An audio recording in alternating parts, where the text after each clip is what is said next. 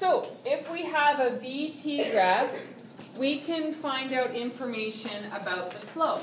So let's just think to ourselves for a minute. Slope, the formula is rise over run. We expand that into y2 minus y1 over x2 minus x1. Now remember, that formula is where? If you ever forget it. Where is it? It's on your formula sheet. So on a test, if you get stuck with slope, just look at your formula sheet and it's on there, right? Now, what is the rise on this graph? What is the rise? The velocity, right? V is velocity for what? For y, right? On this graph, my rise is v. Yes? Okay. What is my run? Time, and that's my x, so that's t.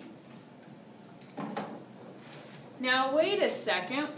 What does that look like? V divided by t. What does that look like?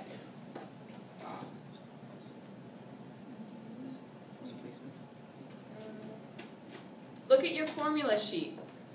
Where is v divided by t? What does it equal? Look at your formula sheet. Everyone pull out your formula sheet.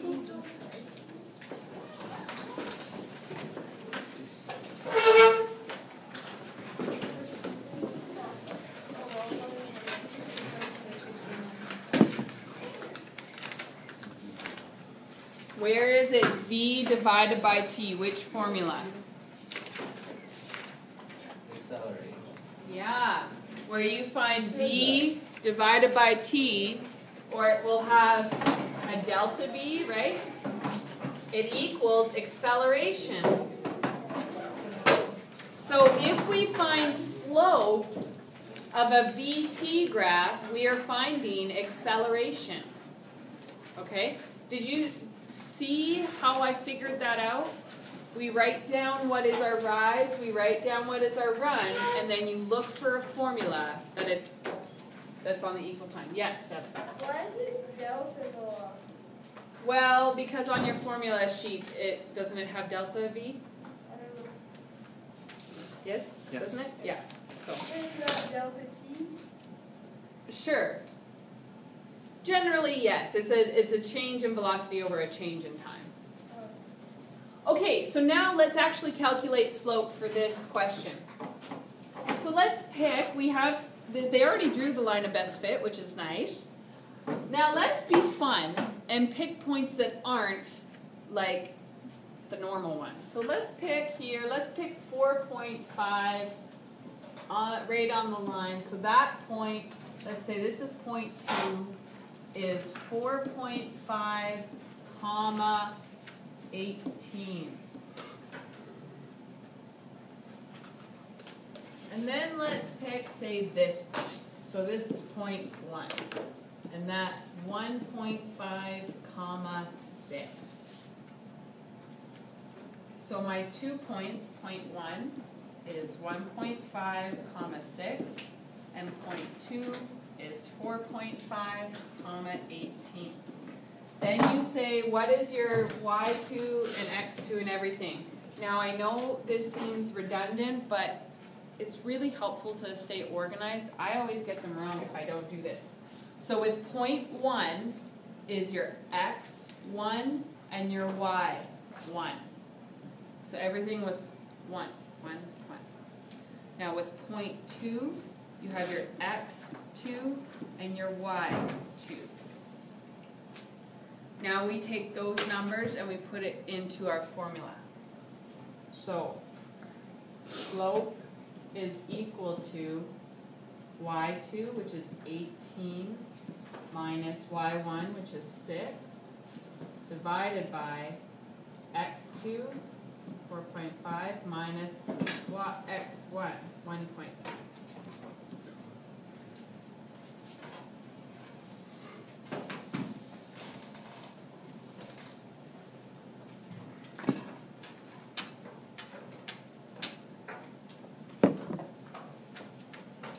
Okay.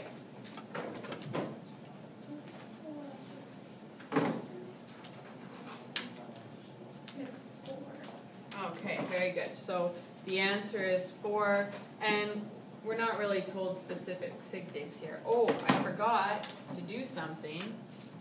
What's the units of my rise is meters per second, and the units of my run is seconds, so I end up with meters per second squared.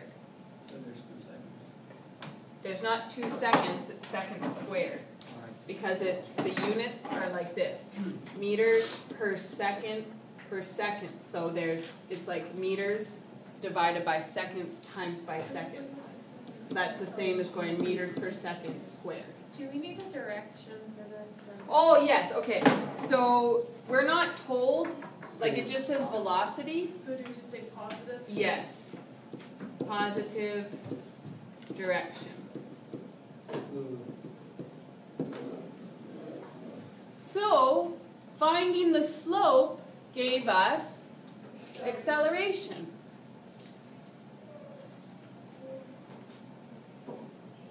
So then it says here, if the slope is calculated and the value is positive, the object has positive acceleration.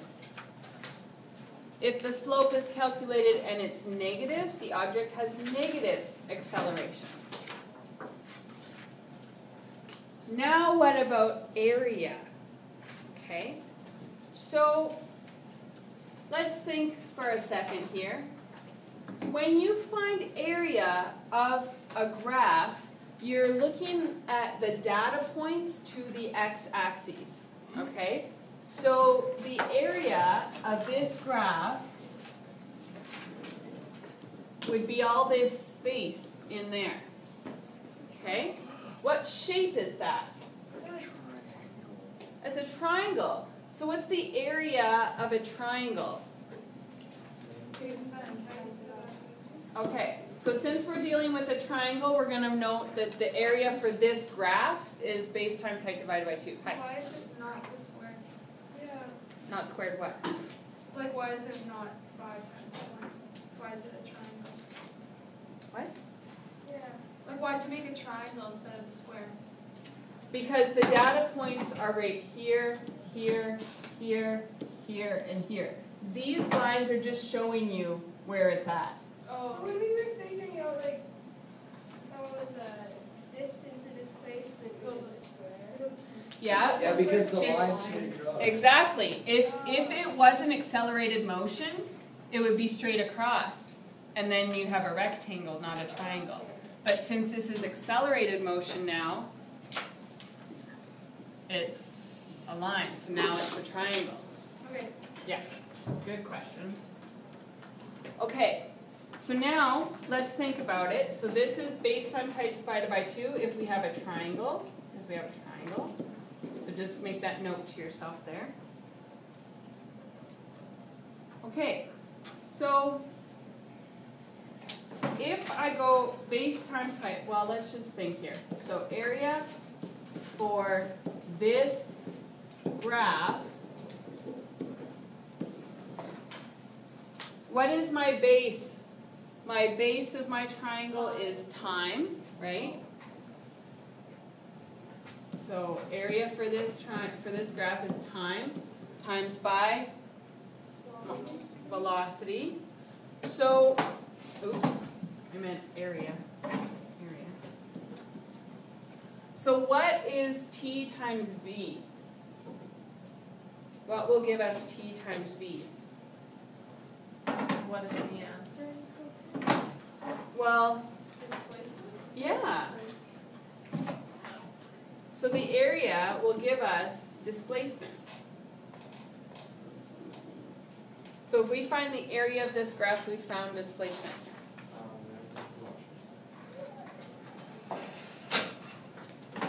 Okay? So let's find the area for this graph.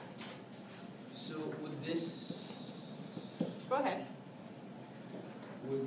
because the other one, like when it's a uniform motion straight line, you find the distance, right?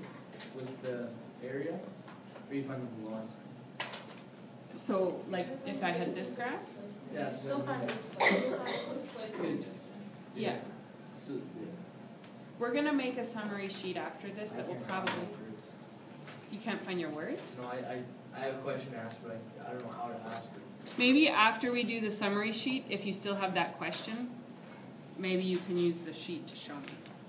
Okay, so the area here, so we have 20 meters per second, because if we go all the way to the top of our triangle, it's at the 20.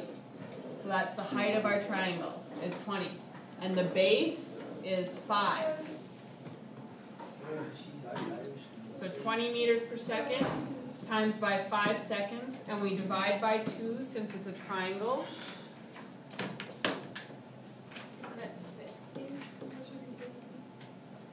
Yep. So then we get 50, and what's our units? Our Meters per second. Meters? Or no, we divide. meters. So our seconds cross off and we're left with meters. So that gives us, that is the displacement. Um, 50 meters. So we can give our final answer and say D is 50 meters positive direction.